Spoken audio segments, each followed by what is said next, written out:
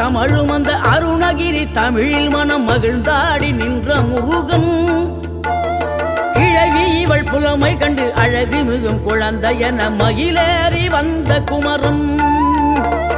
ஆதிசிவன் பிள்ளையன ஆனைமுகன் தம்பியன ஞான பழமான முதல்வன். நீ பாடும் குரல் வளம் கொடுக்கும் பனிமலையில் வாழும் அந்த பார்வதியின் இளைய புதல்வன். தேனெடுத்து திணை வளர்க்கும் சிறு குருத்தி வள்ளியவள் சிந்தையில நின்ற மன்னவா. நீ நாடி வரும் பக்தர்களின் நாட்டம் அதை தனித்தருளும் ஞான குரு